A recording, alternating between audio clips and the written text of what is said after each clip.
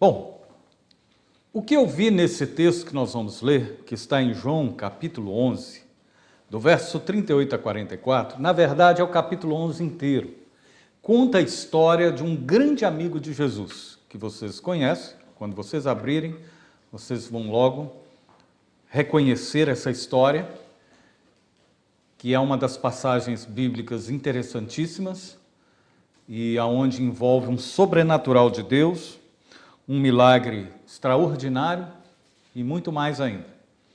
Deus nos ensina algo com a ressurreição de Lázaro, primeiro com a morte de Lázaro e depois com a sua ressurreição. Amém? Então hoje eu quero falar da morte para a vida. Porque nós estamos acostumados a ouvir da vida para a morte.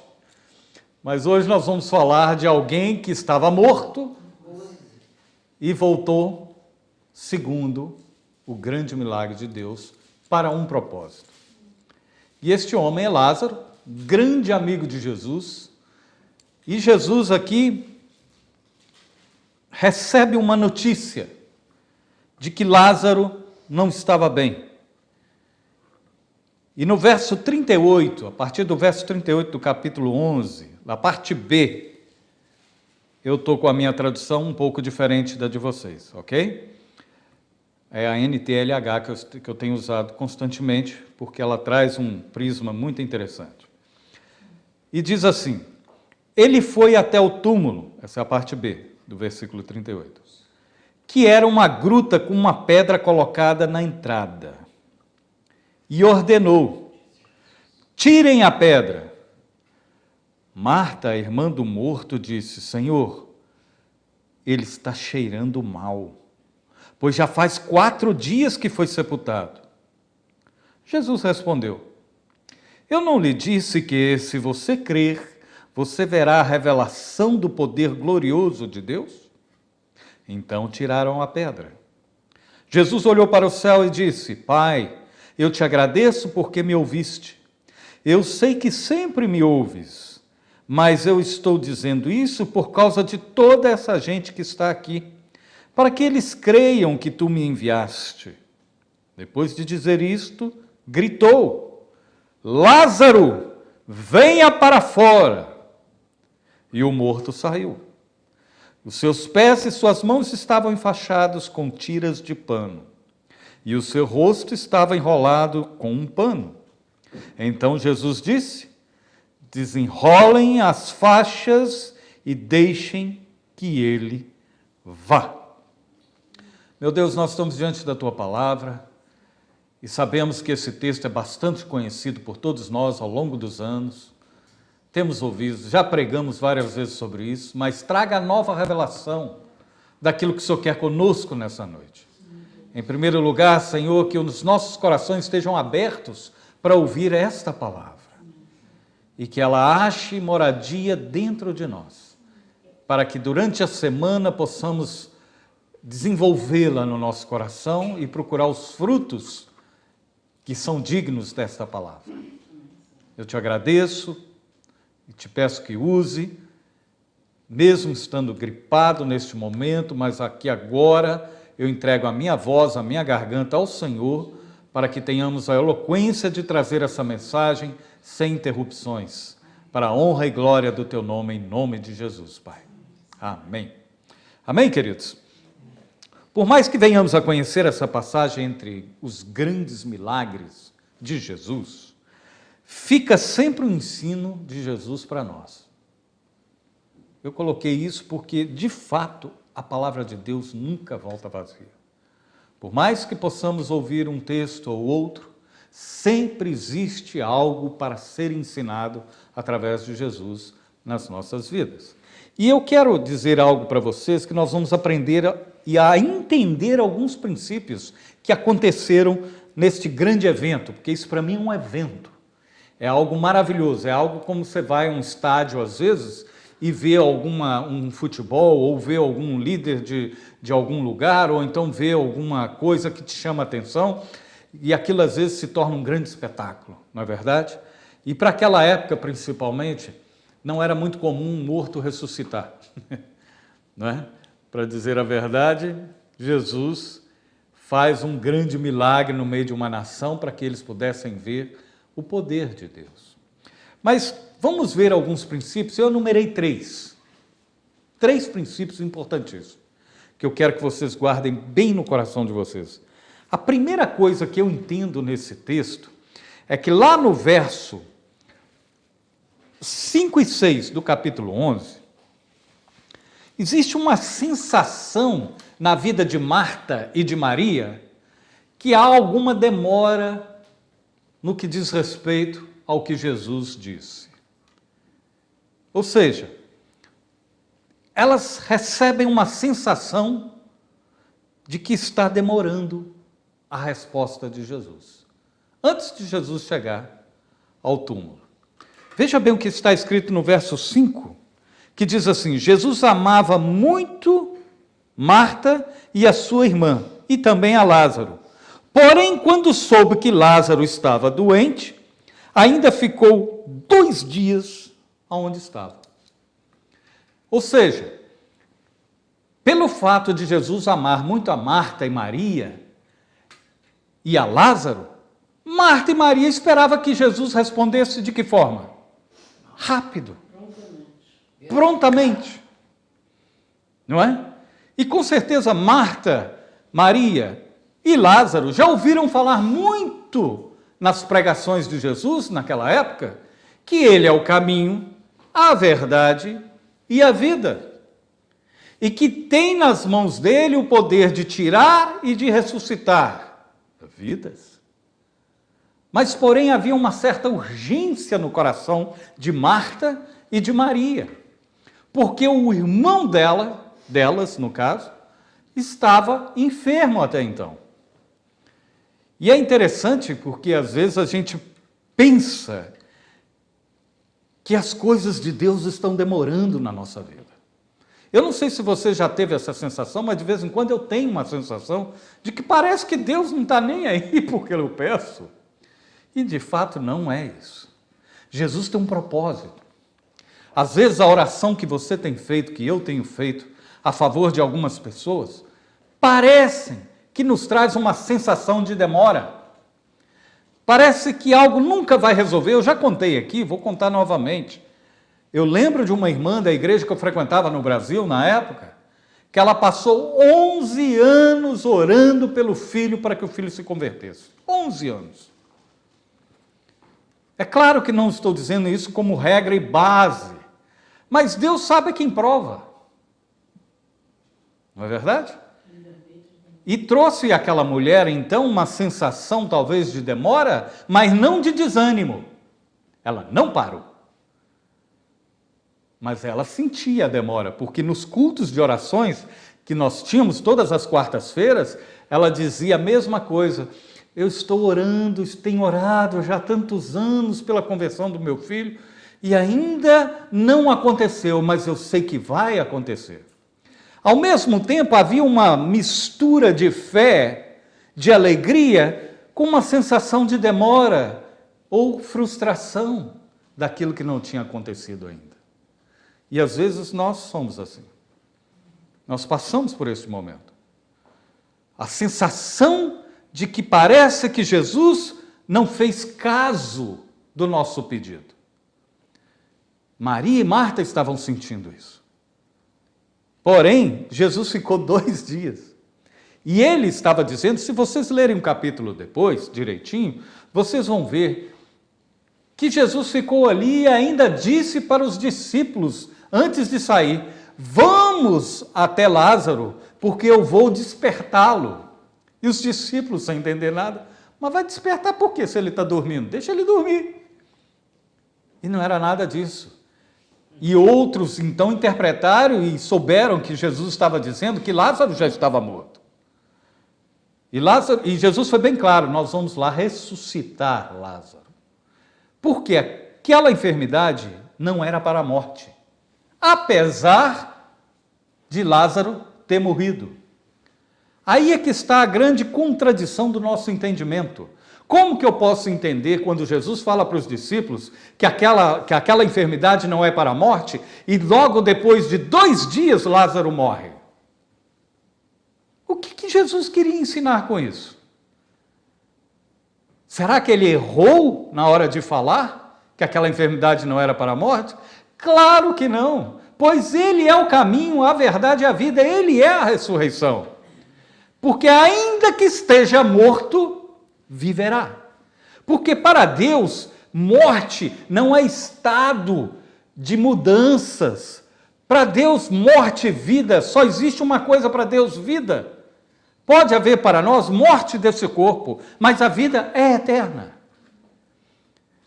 Então, para o Senhor, ressuscitar ou deixar alguém no túmulo é a mesma coisa. Não é nada para Ele, porque Ele é a vida. Amém?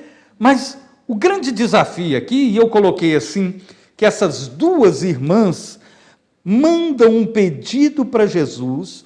O irmão delas, Lázaro, estava enfermo. Jesus, que amava tanto ele, era amigo dele. Marta e Maria não recebem a resposta do pedido no jeito que elas esperavam. Foi isso. Foi isso que aconteceu. Elas esperavam assim, Jesus já está vindo, viu, Marta? Maria, corre porque pode pegar ainda no meio do caminho. Nada disso. Ela não recebeu um resultado que agradava a ela. Não eram as expectativas do pedido dela. Mas Jesus já tinha um plano. E a grande pergunta que eu deixo para vocês sobre esse primeiro ponto é: nós temos e passamos sensação, às vezes, de que parece que Deus está distante e Ele não está ouvindo o que nós estamos pedindo. Mas deixa eu dizer uma coisa para você sair daqui animado hoje, cheio da graça. Jamais dormiu o guarda de Israel e jamais dormirá, pois Ele sabe muito bem do que necessitamos e sabe muito bem do que precisamos. E muitas vezes Ele nos compara num extremo valor em relação às suas próprias criações. Uma vez Jesus comparou um pássaro que não semeia e nem planta, todavia o Pai Celestial as dá de alimento. E ainda vira para nós e diz: e vocês valem muito mais do que muitos passarinhos. Porventura o Pai não satisfará aquilo que você precisa? Mas nós temos que nos lembrar, porque existe um fator na nossa vida que lutamos todos os dias. É a fé versus a consciência. Ou seja, somos bombardeados pela nossa própria mente, pelas pessoas que vivem ao nosso lado, pelo sistema que esse mundo opera, a não confiarmos totalmente na fé. E a Bíblia diz que o meu justo viverá pela fé. E se ele recuar, a minha alma não tem prazer nele. Então precisamos lembrar disso, queridos, não importa o tamanho da situação. Quando você olhar para a janela e ver que a janela fechou e que não tem luz no fundo do túnel, saiba de uma coisa: ainda que a figueira minta e ela não deu seus frutos, o próprio profeta Abacuque diz: eu, todavia, confiarei no Senhor Jesus. Isso é só um resumo da oração dele. Então vamos confiar, queridos. Às vezes parece para nós tão injusto a demora, ou às vezes a falta do resultado, porque Maria e Marta não receberam o resultado. Provavelmente o mensageiro que foi até Jesus e voltou, disse para ele: eu falei, mas ele não falou nada comigo. E aí passou-se um dia, passou-se o outro dia, e nada de Jesus aparecer. Nem sempre, queridos, nós teremos a resposta na hora, mesmo que Deus diga: estou para fazer algo lá na frente. Nem sempre Ele avisa, nem sempre Ele diz, porque Ele sabe como trabalhar com cada um de nós. Amém? Segundo ponto, isso me chamou muita atenção, porque isso aqui agora exige de nós, ok? Segundo ponto, é preciso remover a pedra. Aqui um pequeno detalhe nos ensina uma grande lição. Jesus ressuscita Lázaro, mas foram as pessoas que tiveram que remover a pedra. O Senhor Jesus ordenou e continua ordenando: tirai a pedra. A nós nos resta remover a pedra. João 11, 39 a 44, vou repetir. E ordenou: tirem a pedra. Marta, irmã do morto, disse: Senhor, ele está cheirando mal. Ou seja, já havia 4 dias que Lázaro estava sepultado. O estado de degradação já começou. As células já começaram a se degenerar. As bactérias que estavam no corpo de Lázaro já começaram a comê-lo. Ele estava num estado de putrificação. Agora imagina, porque o cheiro já saía fora do túmulo, mesmo com a pedra tampando. O cheiro já estava naquela vizinhança. E aí é que está o grande milagre do Senhor. Não importa se o estado está em putrificação. Quando se ouve a voz de Jesus, o que está morto se levanta e o que está estragado se faz novo. Amém? Oh, glória! Aleluia! E foi isso, mas precisava de um detalhe. Alguém tinha que remover a pedra. Mas espera lá, não é esse o mesmo Jesus que tem poder para retirar um morto de dentro de um túmulo? Por que ele não fez assim com a mão, igual como muitos filmes a gente vê, né? E a pedra poderia rolar. Sabe por quê, queridos? Porque esse ponto não pertence a Jesus, pertence a nós. E o que é pedra? Obstáculo. O que é pedra? Esconderijo. O que é pedra? Ficar quieto, não anunciar o seu problema, botar uma pedra em cima dos seus problemas, em cima das suas dificuldades, em cima do confessar. Tudo isso é obstáculo. Agora, pasme, Lázaro não tinha condições de remover a pedra.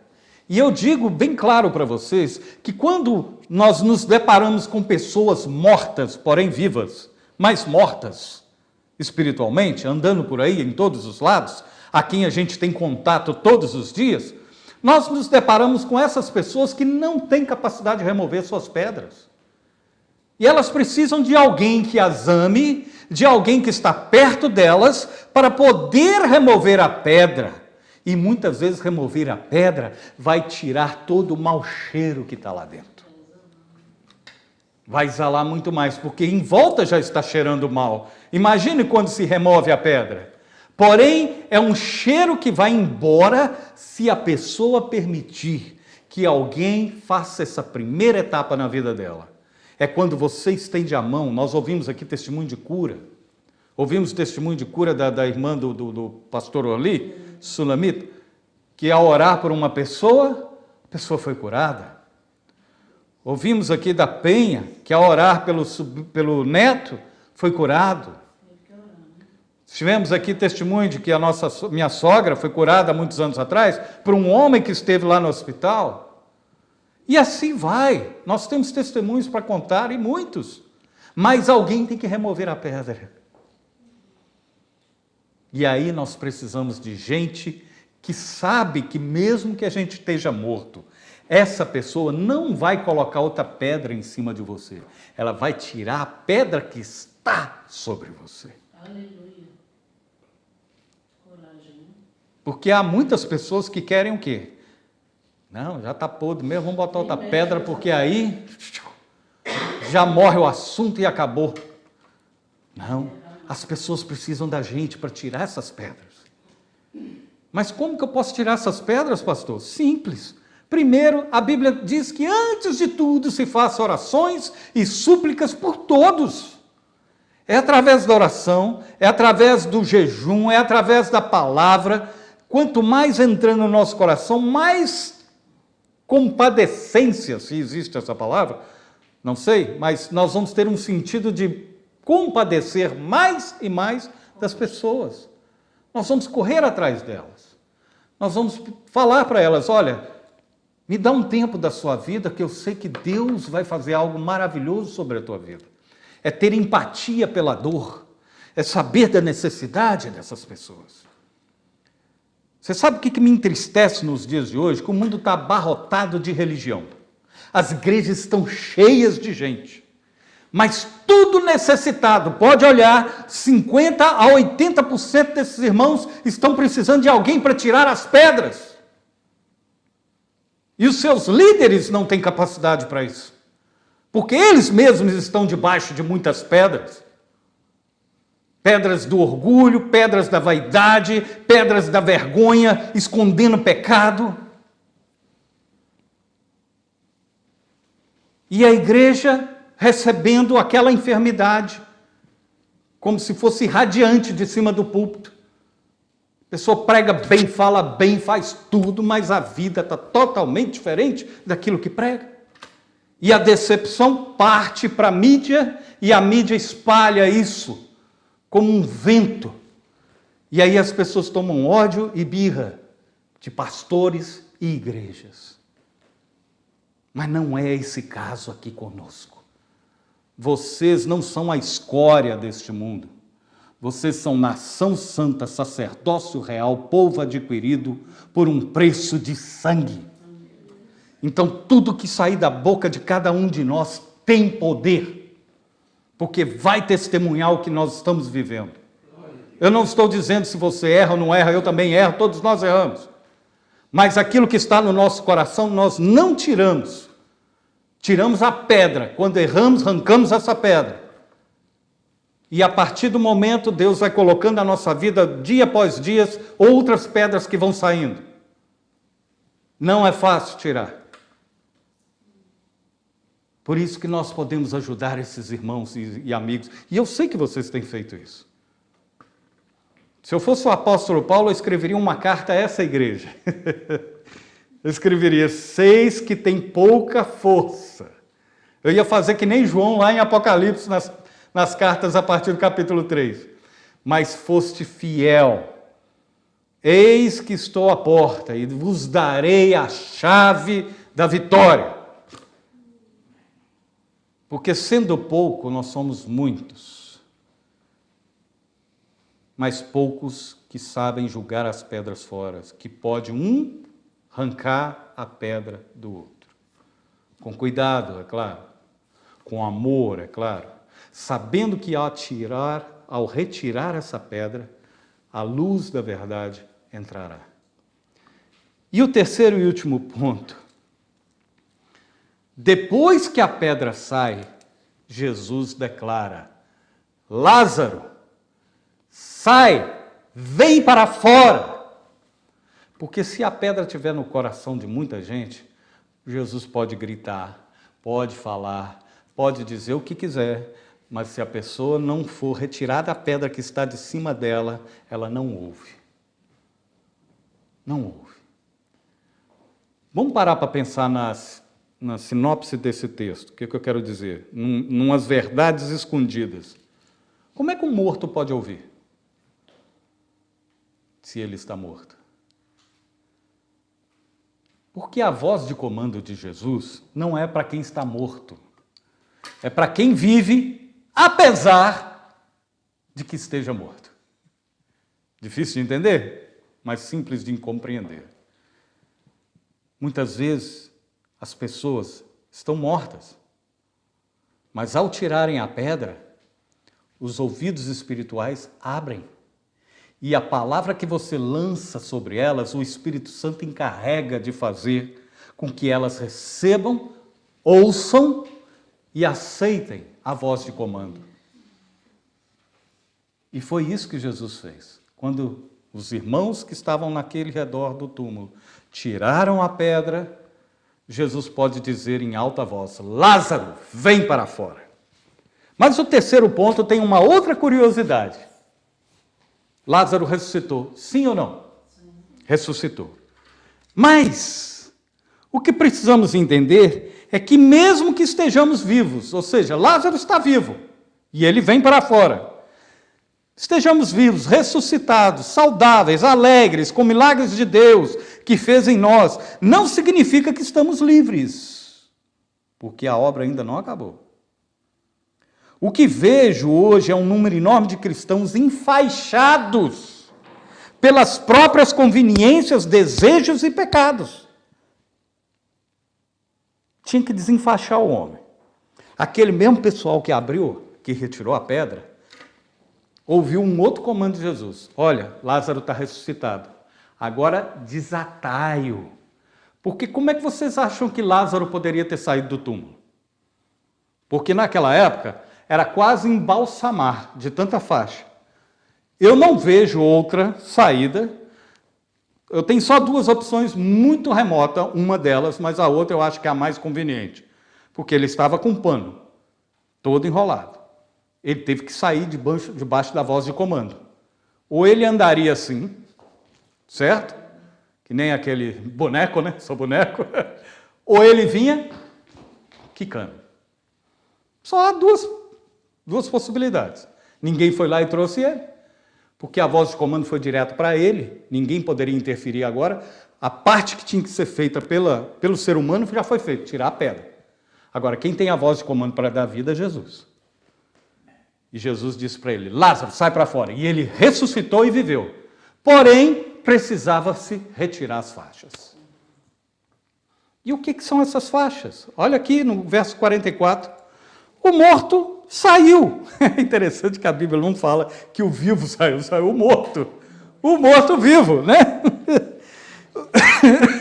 Os seus pés e suas mãos estavam enfaixados com tiras de pano, e o seu rosto estava enrolado com um pano. Então Jesus disse, desenrolem as faixas e deixem que ele vá. Aqui eu vou encerrar agora da seguinte forma. Para desatar as faixas, precisa de mais pessoas para ir tirando faixa por faixa. E às vezes a gente não nota que certas pessoas na vida da gente são aquelas que estão prontas para retirar as nossas faixas. Algumas começam tirando as faixas que estão vendando a cabeça, os olhos, para que você enxergue imediatamente. Porque Lázaro saiu dali de dentro enfaixado com o rosto também. Se ele não atendeu a voz do Senhor da maneira correta, ele poderia dar de cara com a parede do túmulo. Mas ele ouviu porque Jesus é a porta, e quando saiu a pedra, existia uma porta. E eis que a voz de comando diz, vem para fora. Então ele saiu pela porta, que é Jesus. Ele foi caminhando para aquele lado, certinho. Mas precisava ainda ser retirada as faixas. As faixas, queridos, vão aparecer na vida da gente muitas vezes. Às vezes a gente está caminhando, mas tem umas faixazinhas enroladas. Eu creio que as primeiras faixas nós recebemos do Senhor Jesus, da igreja, de líderes e pastores, mas tem momentos em que as faixas principais já saíram, que você já está com o braço livre, já está vendo, então fica mais fácil para você começar a retirar as outras. A ordem ali foi, desatai-o e deixai-o ir. Função do corpo de Cristo, da igreja. E que infelizmente eu ainda não consigo ver na totalidade, vejo um pouco, gostaria de ver tudo acontecendo assim, para que Jesus voltasse o mais rápido. Mas ao invés de a gente ver muita gente tirando faixa um do outro, nós estamos vendo muita gente colocando mais faixa na vida do outro. Para que não ande, para que se escandalize, para que se torne mal, para que diga assim, o evangelho não presta, para pessoas dizerem, isso é tudo uma falsidade, é um bando de ladrão. Misericórdia, misericórdia. Temos que orar pela igreja do Senhor, para Deus ter misericórdia e compaixão das lideranças, porque o problema não está com as ovelhas em geral, está com a liderança. Porque se um líder é fiel ao Senhor e ama o Senhor, ele cuida das suas ovelhas. Ele cuida das suas ovelhas, ele ama as suas ovelhas. E se a ovelha der espernada, patinada, pular, dar cabritada nessa hora, sempre tem alguém no corpo para ajudar. Sempre tem alguém no corpo para dizer, vamos lá, pastor, vamos fazer junto, porque juntos a gente consegue melhor do que sozinho. Eu sonho com essa igreja. E o sonho já começou a realizar. Essa é essa igreja aqui. Eu não estou falando daquela de 26 anos atrás, aquela já tem o pastor, já tem a igreja, que Deus abençoe aqueles irmãos que vão continuar ali o seu trabalho, mas nós temos uma outra missão. Por isso que Deus me inspirou em colocar o nome da nossa pequena igreja, New Mission Church, Igreja Nova Missão. Uma missão fresh, fresca, simples, sem invenções, sem moda, sem articular esquemas humanos para poder fazer crescer. Nós vamos crescer pela graça. Nós vamos crescer por aquilo que as pessoas vão ouvir de vocês, da vida de vocês, vão olhar para vocês, você está diferente, você não é o mesmo, aonde é que você está indo, o que você está recebendo? E você vai dizer assim, eu estou recebendo de Jesus, assim como também o meu pastor está recebendo de Jesus. Nós todos estamos recebendo de Jesus. Pronto. Acabou a idolatria, acabou de botar alguém lá em cima, alguém lá embaixo. Não precisamos disso. A gente só precisa amar Jesus. A gente só precisa seguir o que ele fala. Ouvir a voz de comando. Quando ele gritar, saia para fora, pode sair, pode ir para a galera gritar gol. Estou falando agora do modo esportivo. Corre para a galera porque já é gol. Jesus fez o gol. Amém, queridos? É possível passar-nos uma vida inteira desapercebido dessas grandes revelações que podem fazer uma grande diferença na qualidade de vida cristã de cada um de nós. Então, queridos, nunca deixe, de maneira nenhuma semente de amargura, de tristeza, de desilusão, como acontece conosco. Eu sou bombardeado por isso todos os dias. A ver o lógico e não crer na fé. E não crer no invisível, que já está elaborado por Deus. Antes da fundação do mundo, Ele já sabe tudo o que vai acontecer conosco. Eu vi a Simone cantando um hino, e antes de cantar, ela estava falando que a palma da mão de Deus cabe um oceano. É lógico que isso é uma alegoria, porque o nosso Deus é muito maior do que a sua própria criação. Até a Bíblia fala também isso, que o seu trono está nos céus e os seus pés estão na terra. É outra alegoria. O que significa isso? Como é que o trono vai estar lá no infinito e seus pés aqui na terra? Isso significa que não tem como medir a grandeza de Deus. Esse Deus que é imensurável, não tem como você descrevê-lo. Ele cuida de nós. Aleluia. Que coisa maravilhosa. Oh, glória. Amém, queridos? Glória a Deus. Que Deus nos abençoe, tenhamos uma semana saudável, abençoada e não esquecendo, se tiver alguma pedra para remover, remova. Se não consegue, pede ajuda, porque nós já estamos ressuscitados em Cristo Jesus. Se tem faixa, arranca, corta, passa a tesoura de Deus. Vamos ter que fazer, Deus não faz, né? Isso. Vamos fazer aquilo que Deus nos chamou para fazer. Amém? Deus abençoe. Vamos orar? Vamos ficar de pé?